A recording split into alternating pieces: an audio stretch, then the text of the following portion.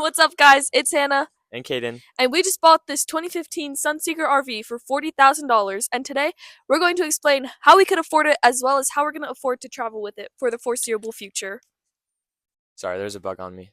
So first off, we're going to be talking about how we're actually affording the payment on this RV. So we are lucky enough to have parents who are willing to help us with all of this stuff. So this RV is actually under my dad's name. It's under his credit and all of that stuff, but we're basically just making the payments. So out the door, this RV costs us $35,000. And basically kind of the breakdown of that is I sold my car. I had an old BMW. I sold it for $3,500. And that was basically just going to be our 10% down payment. And from there, the monthly payment, we basically just extended the term out as long as we possibly could. So my dad extended out 180 months, and then we're basically just making a payment each month. So the payment is actually $350 a month, but Hannah and I agreed that it'd probably just be easier for us to just do $200 each every single month.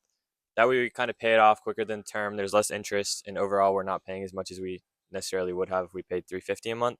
There are other costs that we have to worry about. So the monthly payment, $350 a month, which we're paying $400. And then there's the insurance, which is only about $45 a month. I think it adds up to about $500 total for the year. That's full coverage on it. We want to make sure it's covered if anything happens to it, if we get in a wreck, something like that, especially being new drivers with something so big. Like I said, I went from like a sports car and Hannah's had like an SUV.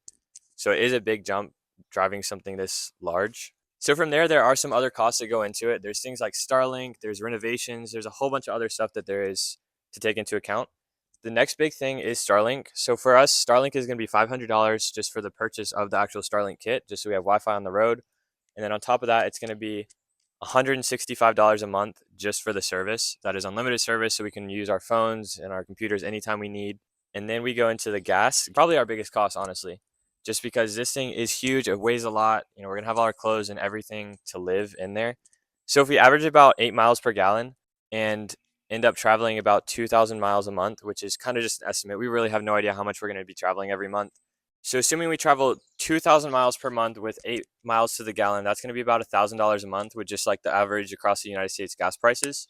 So $1,000 a month just on gas. That is not food. That is not Starlink. That is just gasoline.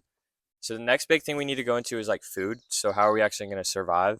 We're averaging probably about $200 a month total between the two of us on food, and that's going to be no fast food. That's just going to be stuff that we're going to make in the RV.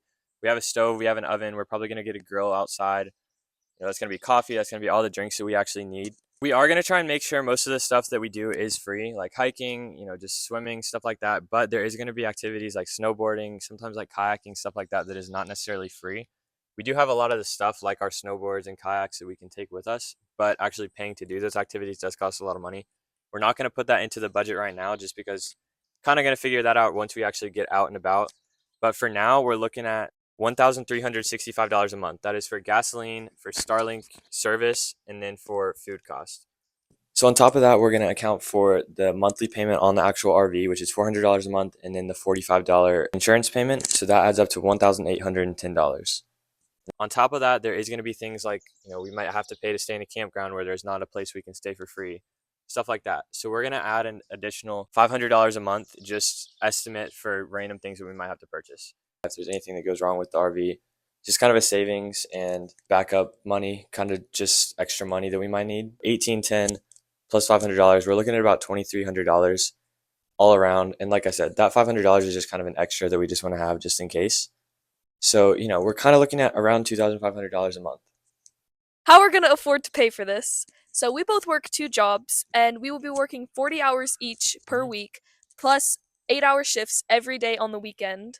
That adds up to 56 hours per week. So we're planning to leave early to mid-September, sometime around then. So that gives us 3 months to work 56 hours a week average, which between the both of us, that ends up being $10,000 each. Like I said, just on average, that's kind of before we actually get out there and do the work. There's obviously going to be some other things that go into it. But in the end, that would be $20,000 total between the two of us. We're hoping to find online jobs. We are working really hard at doing that right now, but we're also trying to have as much saved up as possible. So if we have online jobs working full time, we're definitely going to be making over $1,000 a month each. Hopefully at some point, social media will be paying for this. This is our goal, is to have YouTube and TikTok and Instagram, all that stuff, pay for all of this. So we appreciate all the help. Shout out to you guys. But yeah, that is kind of most of the stuff that we have for our budget. If you guys have any questions or want to see more broken down, like the actual spreadsheet of our budget, we can show that to you guys. But otherwise, if you have any questions, any comments, concerns, anything like that, just drop them in the comments below. But otherwise, thank you guys for watching. Like and subscribe.